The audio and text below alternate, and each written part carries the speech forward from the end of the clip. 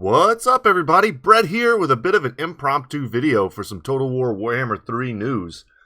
We have a video, as it says in the top left, it's a siege rework. Stuff that they've been hinting at, teasing, talking about for a while now. We get a chance to see what they mean by it. I've watched the video once already. This came as a bit of a surprise because it was a bit of a spoiler. I think someone accidentally put this video out before it was supposed to be out. I saw it and I was like, man, don't be that guy. Don't make a video of it when it's clearly was put out on accident. And then I think in response, perhaps, because I saw that it was posted on Reddit, I think they've released it early. I think that's what's going on here. So, it's out. No one else has any videos of it, which, you know, normally the guys that have the early access, I have early access, but I don't have early access to a lot of this stuff. So, those videos would be out already. There'd be 20 videos about the siege reworks, but none of those are out. So I can only assume that this was not a scheduled, I mean, it even came out at an odd time. It came out at, like, for me, like 10:07. It's like, that's not a schedule, that's not a time you schedule to put out a video, just knowing how YouTube and stuff works. But anyway, guys, we've got the video here. It's 5 minutes long. We'll watch it. I'll pause it occasionally, talk about it, and yeah, expectations are high for a lot of people. Mine were tempered. And yeah, feel free, definitely let me know in the comments what you were thinking and what you think about this after we watch it together. So let's play. Sieging a settlement should not be an easy undertaking. Total War Warhammer 3 has reworked how sieges work. With new ways of attacking as well as defending, every inch taken will cost dearly. I will say this, the cities are beautiful. Larger, and we've introduced more variety of maps than in previous games. That's good to hear. With the Turtle Gate, Miao Ying moves her army from the Snake Gate to Wei Jin in an attempt to bolster the city's defenses and drive Tzeentch out of Cathay. Wei Jin, capital of the Celestial Dragon Empire, is a three-walled fortress and a testament to Cathay's architectural brilliance. When defending, walls are the first defense against an attacking army, but by no means the last. Now, I'll pause it here for a second. We saw in that last screen, and I was a little bit late to catch it, and I need to just keep my mouse here, I guess. Those were, God, I forget what they're called, but they're essentially Jezzails from the Skaven roster. The shielded sniper guys, they were up on the walls. So that's something that's a little bit different. I don't think you can put Skaven Jezzails on the walls. I could be wrong about that. Ooh, don't quote me on that, because I don't know if I've ever tried to do that. But what they've already said, the maps are bigger, they've made more maps, and I hope that that's a trend that continues, because God, does it get old. As much as I love Total Warhammer 2, it gets old playing the same maps over and over again. So let's get into it. The option to turn the streets into a bloody maze.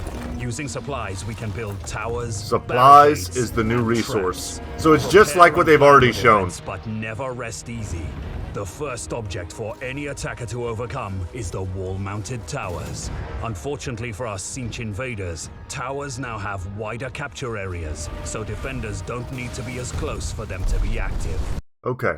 So that's a cool little tidbit of information. You used to have to be inside a very small box right next to the tower, or otherwise you would lose control of the tower and the enemy could potentially gain control of the tower.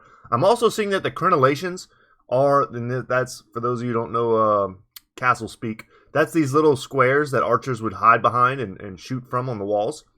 There's a huge space in between. I don't know if this is a stylistic choice or if they did this because in the game now, it's silly, but archers sometimes standing on the walls cannot shoot over the crenellations in the walls. Spear throwers, you know, like if you got skink javelins and stuff like that, they cannot shoot over the crenellations. I'm hoping that maybe this is something that they've fixed as well. This means we can spread our docked units across a larger area and pepper the invaders with arrows, bullets, and artillery on their approach. The might of Grand Cathay isn't enough to keep Tzeentch from breaching the walls. Ladders still come from nowhere, seemingly. It's time to fall back to our secondary positions. But I never hated that. Some people hated that. I never did. Now lies with our barricades, traps, and towers. We'll need a new currency. Okay. We gotta pause this. We gotta pause this. All right.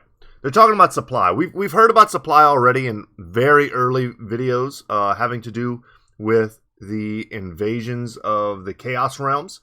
All those videos they showed where we were fighting through the realm of chaos, and Khorne was sending his dudes after us, and we had to use supplies with Kislev to build barricades, towers, traps, all that stuff. We've seen this already.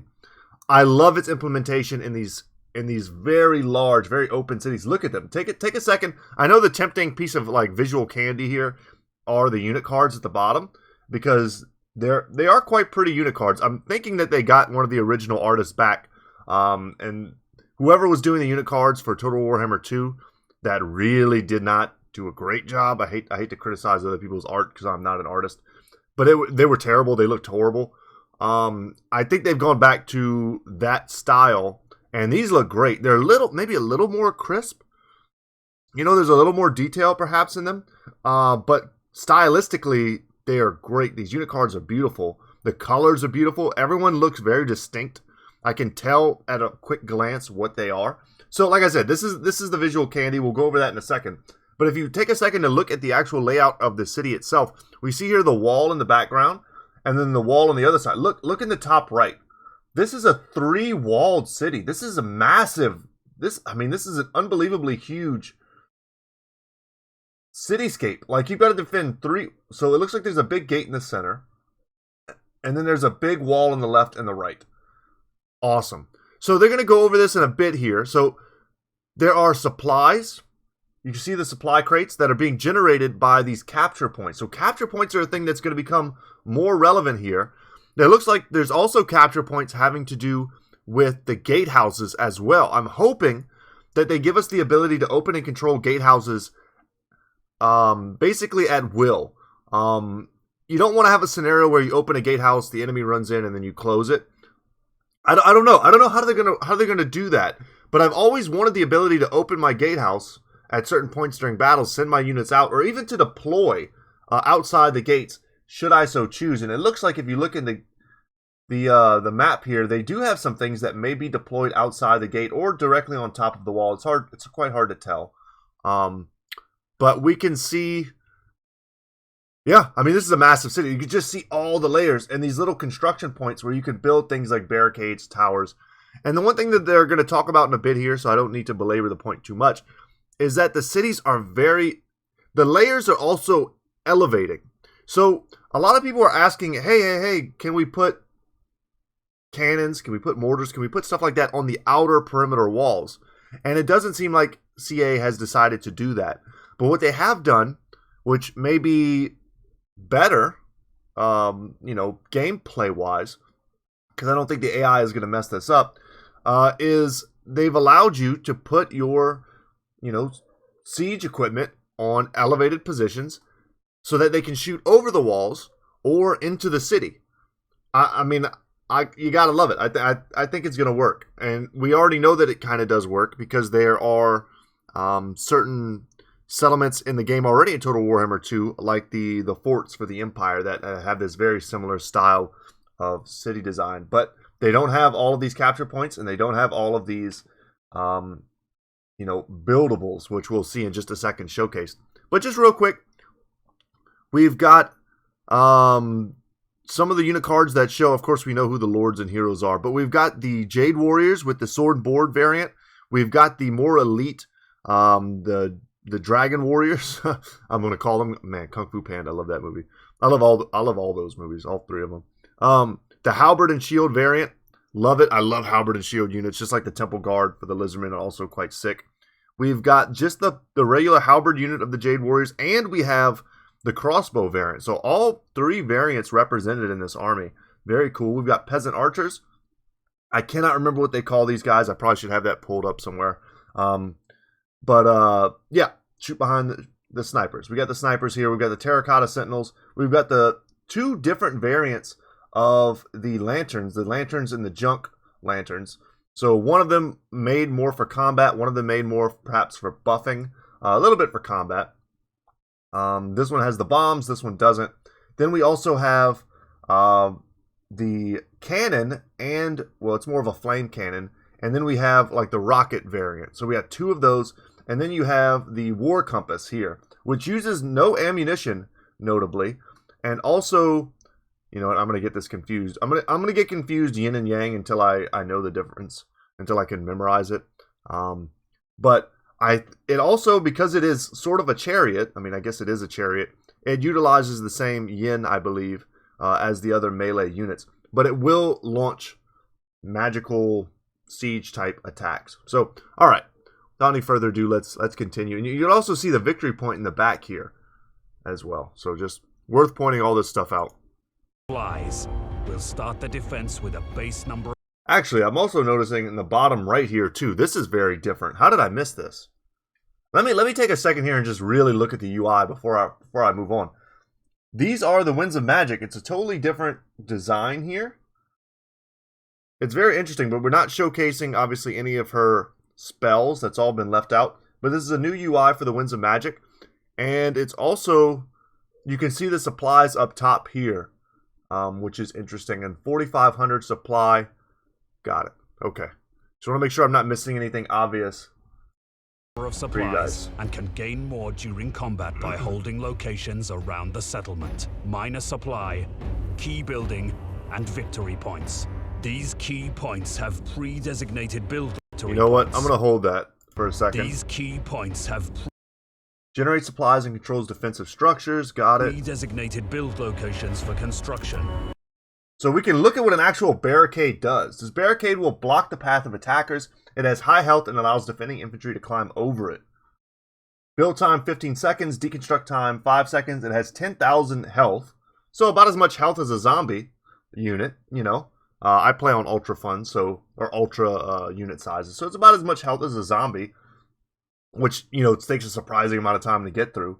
And you can see how much it costs to build them. Let's see, the blocker barricade gives you 15% missile resistance, which is awesome. Let's see them get through this. I love it. Once a barricade or tower is... Okay, and this is a barricade as a trap. I know there's another thing we could have looked at, but it's hard to get them to stick over it. It lowers speed and melee attack by 15%. Excellent. This is a trap. And it's got 2,500 health. Very low move time. Or build time, rather. It can be dismantled for a refund of supplies and I'm going to try to hover over stuff if they keep in mind, give us something new. Dismantling is a lengthy process. I see that tower built inside the center there. If their health reaches 0, or if the supply, building, or victory point they're attached to is taken by the attackers. If this occurs, your supplies are not refunded. It's worth noting that whilst attackers can capture points, they cannot build barricades or towers. Hold on, I saw something there for a second. I see her dragon form in the background fighting. That's what it is. Oh no, I see the dragon form fighting, and it's very hard to see, especially when it's paused and it gets blurry. But there's a guy floating around on one of those Zinchian discs. Looks like they're fighting each other. Warhammer 3's sieges are about defenders controlling the flow of battle. There's the war compass looking great. Architecture to plan and execute layered and the artillery looking great as well. Where they can chip away at an attacker's forces. Now this is what I'm excited about. Settlements have become multi-leveled with bridges and upper tiers that cross over streets, giving ranged units more opportunities to shine. A good many of these bridges and overlooks are dockable like the primary walls, giving our soldiers all the buffs and benefits of any other docked unit. In sieges, both the attacker and defender's role are tactically more challenging and more rewarding.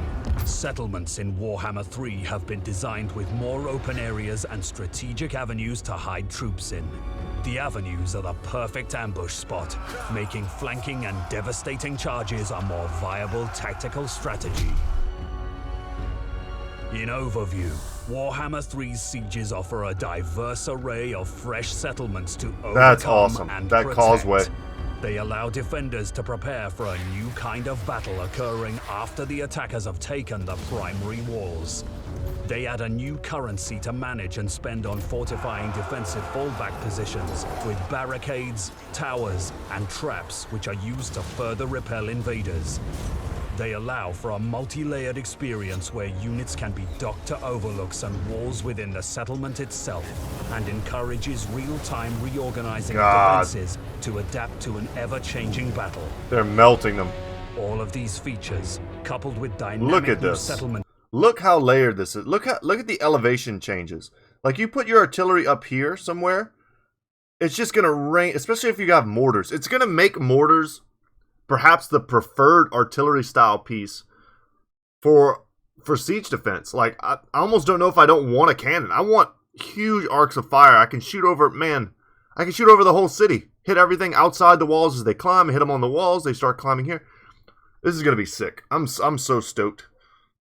This is such a good way to approach this. And I think the reason we're not getting everything we want are purely limitations of not even just the initial design, but perhaps the AI itself, the enemy AI, both attacking and defending. I think there are just certain things they need to be able to do in order to be efficient at doing this, and unless they want to redesign the entire AI. Okay. Let's play.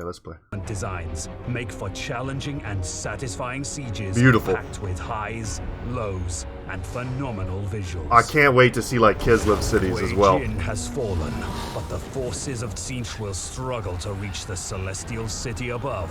The Dragon Emperor is safe for now. I don't know how you lose a siege though. His daughter has barely managed to escape with her life. To Nangao she travels. I think you give me that army and those supplies, I don't think there's any way I lose that city. I think I cordon off a couple areas with some barricades and some towers with some rockets.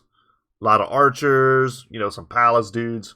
I don't think you get me out of that city. I don't know who is playing this one, but anyway, guys, that's gonna be it.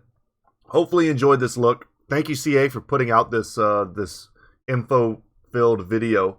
I personally, there's no negatives here. There's only positives. Now, that being said, the unspoken negatives could be that maybe there's still problems with the bugginess of the ladder system. Maybe there's still problems with the bugginess of the gate system. Maybe there's still something to be said for the fact that you cannot dock your artillery on walls, and that's kind of stupid. You could still make all of these negative arguments, but what we've seen here is the inclusion of an entirely new system, which granted we already knew about, the supply system. We've seen a reintroduction of capture points, which is something that they're well versed with using in their earlier titles.